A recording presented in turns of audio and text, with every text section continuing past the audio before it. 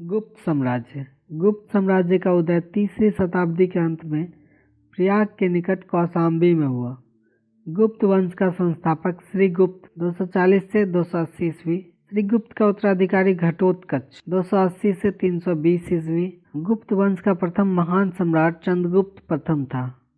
यह 320 ईस्वी में गद्दी पर बैठा। इसने लिच्छवी राजकुमारी कुमार देवी से विवाह किया। इसने महाराजा धीराज की उपाधि धारण की। गुप्त संवत 319 ईस्वी से 320 ईस्वी की शुरुआत चंद्रगुप्त प्रथम ने की। चंद्रगुप्त प्रथम का उत्तराधिकारी समुद्रगुप्त हुआ, जो 335 ईस्वी में राजगद्दी पर बैठा। इसने आर्यावर्त के 9 शासकों और दक्षिणावर्त के 12 शासकों को पराजित किया। इन्हीं विजयों के कारण इसे भारत का नेपोलियन कहा जाता है। समुद्रगुप्त का दरबारी कवि हरिसेन था, जिसने इलाहाबाद प्रशस्ति लेख की रचना की। समुद्रगुप्त विष्णु का उपासक था। समुद्रगुप्त ने अश्वमेध कर्ता की उपाधि धारण की। समुद्रगुप्त संगीत प्रेमी था। ऐसा अनुमान उसके सिक्कों पर उसे वीणा वादन करते हुए दिखाए जाने से लगाया गया है। समुद्रगुप्त ने विक्रमांक की उपाधि धारण की थी। इसे कविराज भी कहा जाता था। समुद्रगुप्त का उत्तराधिकारी चंद्रगुप्त द्वितीय हुआ, जो 380 ईस्वी में राजगद्दी पर बैठा। चंद्रगुप्त द्वितीय के शासनकाल में चीनी बौद्ध यात्री फाहियान भारत आया। शकों पर विजय के उपलक्ष्य में चंद्रगुप्त द्वितीय ने चांदी के सिक्के चलाए। चंद्रगुप्त द्वितीय का उत्तराधिकारी कुमारगुप्त प्रथम या गोविंद गुप्त हुआ। नालंदा विश्वविद्यालय की स्थापना कुमारगुप्त ने की थी। कुमारगुप्त प्रथम का उत्तराधिकारी स्कंदगुप्त हुआ। स्कंदगुप्त ने गिरनार पर्वत पर स्थित सुदर्शन झील का पुनरुद्धार किया। स्कंदगुप्त ने पर्णदत्त को सौराष्ट्र का गवर्नर नियुक्त किया। स्कंदगुप्त के शासनकाल में ही हुनों का आक्रमण शुरू हो गया। अंतिम गुप्त शासक विष्णुगुप्त था। गुप्त साम्राज्य की सबसे बड़ी प्रादेशिक इकाई देश थी, जिसके शासक को गोपना कहा जाता था। एक दूसरी प्रादेशिक इकाई भुक्ति थी, जिसके शासक को उपरी कहते थे। भुक्ति के नीचे विषय नामक प्रशासनिक इकाई होती थी, जिसके प्रमुख विषयपति कहलाते थे। पुलिस विभाग के मुख्य अधिकारी दंडपाशिक कहलाते थे। पुलिस विभाग के साधारण कर्मचारी को चाट एवं भाट कहा जाता था। प्रशासन की सबसे छोटी इकाई ग्राम थी। ग्राम का प्रशासन ग्राम सभा द्वारा संचालित होता था। ग्राम सभा का मुखिया ग्रामिक कहलाता था एवं अन्य सदस्य महत्तर कहलाते थे। ग्राम समूहों की छोटी इकाई को पेठ कहा जाता था। गुप्त शासक कुमारगुप्त के दामोदरपुर ताम्रपत्र में भूमि बिक्री संबंधी अधिकारियों के क्रियाकलापों का उल्लेख है। भू राजस्व कुल उत्पादन का 1/4 भाग से 1/6 भाग हुआ करता था। आर्थिक उपयोगिता के आधार पर निम्न प्रकार की भूमि थी। क्षेत्र: कृषि करने योग्य भूमि, वास्तु: वास करने योग्य भूमि, चारागाह भूमि: पशुओं के चारा योग्य भूमि, सील: ऐसी भूमि जो जोतने योग्य नहीं होती थी, अपरहत: ऐसी भूमि जो जंगली होती थी। गुप्तकालीन प्रसिद्ध मंदिर एवं स्थान: विष्णु मंदिर तिगवा, जबलपुर, मध्य प्रदेश। शिव मंदिर भूमरा, नागौदा, मध्य प्रदेश।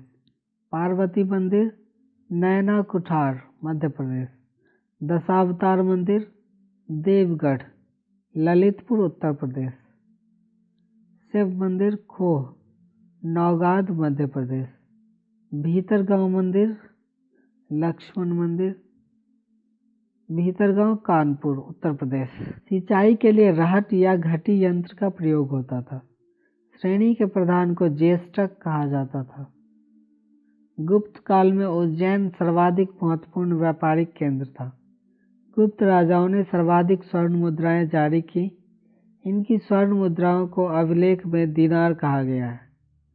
कायस्थों का सर्वप्रथम वर्णन याज्ञवल्क्य स्मृति में मिलता है।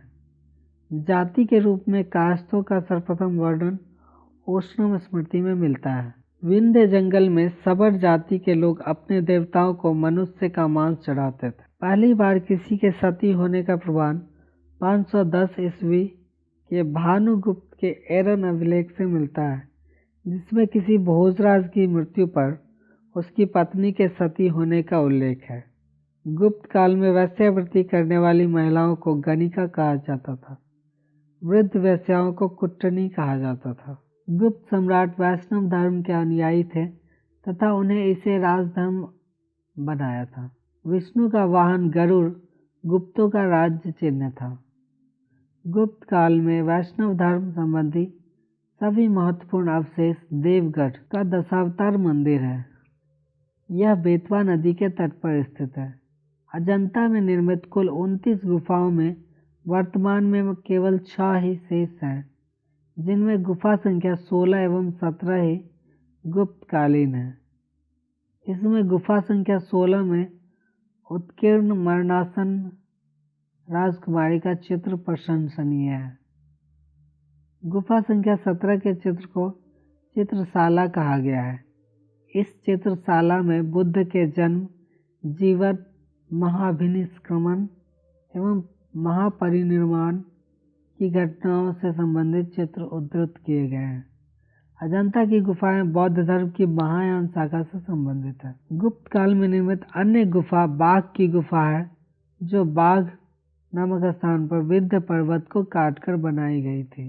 चंद्रगुप्त द्वितीय के शासनकाल में संस्कृत भाषा का सबसे प्रसिद्ध कवि कालिदास थे। चंद्रगुप्त द्वितीय के दरबार में रहने वाला आयुर्वेदाचार्य धन्वंतरी थे।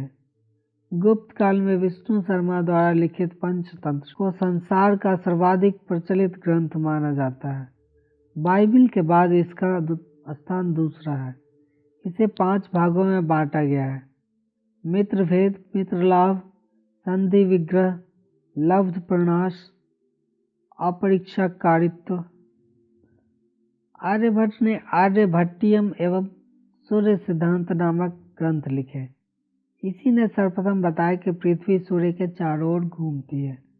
चंद्रगुप्त द्वितीय के दरबार में रहने वाले प्रमुख विद्वान वराहमिहिर, धन्वंतरी, ब्रह्मगुप्त आदि थे। पुराणों की वर्तमान रूप में रचना गुप्त काल में हुई। इसमें ऐतिहासिक परंपराओं का उल्लेख है। संस्कृत गुप्त राजाओं की शासकीय भाषा थी। गुप्त काल में चांदी के सिक्कों को रुपये का कहा जाता था। याज्ञवल्क्य, नारद, कात्यायन एवं बृहस्पति स्मृतियों की रचना गुप्त काल में ही हुई। मंदिर बनाने की कला का जन्म गुप्त काल में ही हुआ। त्रिमूर्ति की अवधारणा का विकास गुप्त काल में ही हुआ। गुप्त काल लौकिक साहित्य की सर्जना के लिए स्मरणीय है। भास के 13 नाटक इसी काल के हैं। शूद्रक का लिखा नाटक मृच्छकटिकम या माटी के खिलौना गाड़ी, जिसमें निर्धन ब्राह्मण के साथ वैश्या का प्रेम वर्णित है, प्राचीन नाटकों में सर्वोत्कृष्ट माना जाता है। कालिदास की कृति अभिज्ञान शकुंतलम राजा दुष्यंत एवं शकुंतला के प्रेम की कथा प्रथम भारतीय रचना है, जिसका अनुवाद यूरोपीय भाषाओं में हुआ। ऐसी दूसरी रचना है भागवत गीता। सांस्कृतिक उपलब्धियों के कारण गुप्त काल को भारतीय इतिहास का स्वर्ण युग कहा जाता है।